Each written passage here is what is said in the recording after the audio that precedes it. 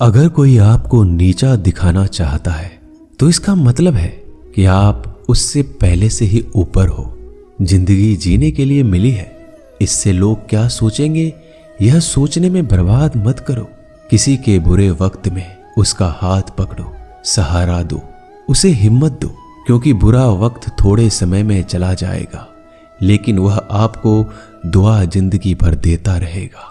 मनुष्य सुबह से शाम तक काम करके उतना नहीं थकता जितना चिंता और क्रोध के एक क्षण में थक जाता है। संबंध परमात्मा से अच्छे बना लो तो तुम्हें किसी की जरूरत नहीं पड़ेगी, तुम खुद सबकी जरूरत बन जाओगे। सलाह देने तो हजारों आते हैं लेकिन जब साथ देने की बारी आती है तो केवल भगवान आते हैं। जीतने के बाद तो सारी दुनिया गले लगाती है, क्योंकि जो आज आपके साथ है वह कल आपके खिलाफ हो सकते हैं। बिना मतलब के कोई आपकी इज्जत नहीं करेगा, लेकिन खुद को इतना काबिल बनाओ कि लोग बिना मतलब के भी आपका इज्जत करें। भगवान कहते हैं सोने से पहले तुम सबको माफ कर दिया करो और तुम्हारे जागने से पहले मैं तुम्हें माफ कर दूंगा। भगवान ऑक्सीजन की तरह है जिन्हें आप देख नहीं सकते, लेकिन उसके बिना आप रह भी नहीं सकते। कोई और तुम्हारी मदद नहीं कर सकता, अपनी मदद स्वयं करो। आप खुद के सबसे अच्छे मित्र हैं और सबसे बड़े दुश्मन भी। इंसान तब समझदार नहीं होता जब वह बड़ी बातें करने लगे, बल्कि समझदार तब होता है जब वो छोटी छोटी बातों को समझने लगे। आप किस समय सही थे इसे कोई याद नहीं रखता, लेकिन आप किस समय गलत थे ये सब याद रखते हैं। सब दुख दूर होने के बाद ही मन प्रसन्न होगा, यह आपका भ्रम है। मन प्रसन्न रखो, सब दुख दूर हो जाएंगे, ये हकीकत है। किसी भी व्यक्ति की कोई भी बात बुरी लगे तो दो तरह से सोचो। यदि व्यक्ति महत्वपूर्ण है तो भूल जाओ, और बात महत्वपूर्ण है तो व्यक्ति को भूल जाओ।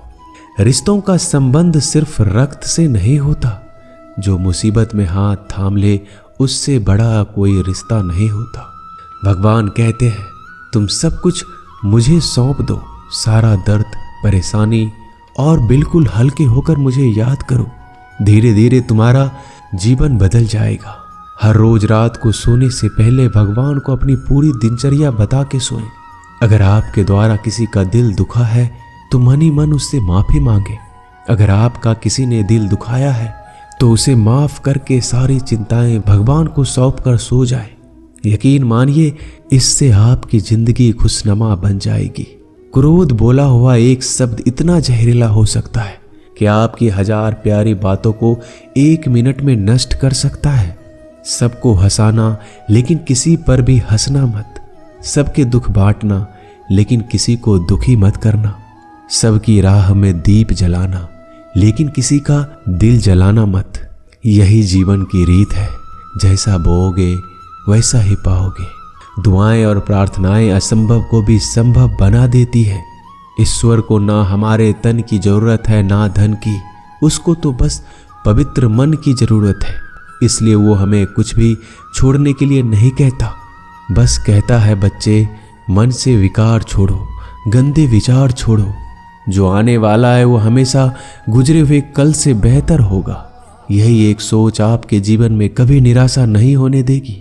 झूठ कितना अजीब है, खुद बोलो तो अच्छा लगता है, दूसरे बोले तो गुस्सा आता है।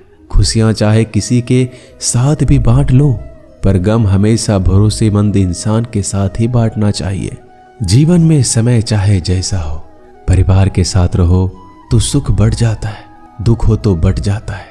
सच्चा मित्र वही है जो उस समय में भी आपके साथ खड़ा हो जब सारी दुनिया आपके खिलाफ हो। आपके पास जितना भी है उसके लिए बार बार दिल से धन्यवाद कहें, हर वक्त कहें। यकीन मानिए जितना भी है वो जल्दी कई गुना हो जाएगा। प्रार्थनाएं और ध्यान इंसान के लिए बहुत जरूरी है, क्योंकि प्रार्थना में भगवान आपकी बात सुनते हैं और ध्यान में आप भगवान की बात सुनते हैं। श्री कृष्ण से कितना कुछ छूटा, पहले माँ छूटी, फिर पिता छूटे, फिर जो नंद किशोर मिले वो भी छूटे, संग साथी छूटे, राधा भी छूटी, गोकुल छूटा, फिर मथुरा छूटा। श्री कृष्ण से जीवन भर कुछ न कुछ छूटता ही रहा। नहीं छूटा तो वो था देवत्व, मुस्कान और सकारात्मकता। श्री कृष्ण दुखी नहीं, उत्सव के प्रतीक है। सब कुछ छूटने पर भी कैसे खुश रहा जा सकता है, ये श्री कृष्ण से अच्छा कोई नहीं सिखा सकता।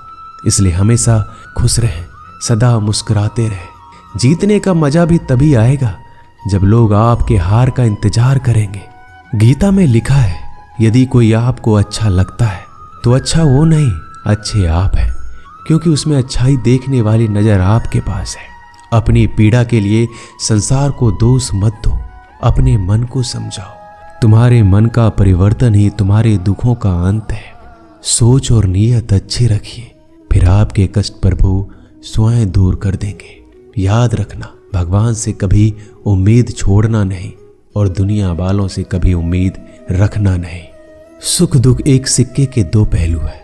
जहां सुख होगा वहां दुख भी होगा, जहां दुख होगा वहां सुख भी होगा। इसलिए सुख दुख के बारे में बिना सोचे निरंतर अपने लक्ष्य को प्राप्त करने के लिए प्रयास करते रहना चाहिए। एक बात हमेशा याद रखना, किसी के सामने गिड़गिड़ाने से ना मोहब्बत मिलती है ना इज्जत। इसलिए अपने स्वाभिमान को जिंदा रखो। कोई अगर आपकी किस्मत में होगा तो आपके पास खुद ही चलकर आएगा। दूसरों को हराने का मौका मत दो, बस खुद को आगे ले जाने की जिद पालो। कभी हार ना मानने की आदत ही एक दिन जीतने की आदत बन जाती है। सिर्फ दो चीजें मनुष्य के भाग्य का निर्माण करती है। पहला, स्वभाव।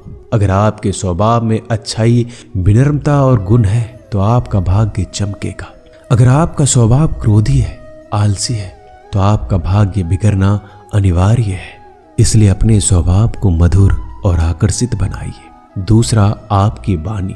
बोलना तो आदमी 2.5 साल की उम्र में ही सीख जाता है, परंतु कब, कहां और कैसे बोलना है उसे यह जिंदगी भर भी नहीं समझ पाता। जिसे ये बोलना आ गया कि कब, कहां और कितना बोलना चाहिए, समझ लो उसे सफल होने के लिए कोई नहीं रोक सकता। पिता से बड़ा कोई सलाहकार नहीं, माँ की छांव से बड़ी कोई दुनिया नहीं, भाई से अच्छा कोई भागीदार नहीं और बहन से बड़ा कोई शुभ चिंतक नहीं। इस मतलबी दुनिया से कोई मतलब ना रखो, और मतलब रखना है तो अपने मतलब से मतलब रखो। दुआएं मांगने से किसका भला होता है, मिलता तो वही है जो हमने बोया होता है। तुम नीचे गिर के देखो, कोई नहीं आएगा उठाने। तुम जड़ा उड़कर तो देखो, सब आएंगे गिराने। एक बात हमेशा याद रखना, अगर शराब की दुकान पर बैठकर दूध पियोगे तो तुम्हें शराबी का ही दर्जा मिलेगा, और किसी मंदिर में बैठ के पानी भी पियोगे तो तुम्हें एक संत का दर्जा दिया जाएगा।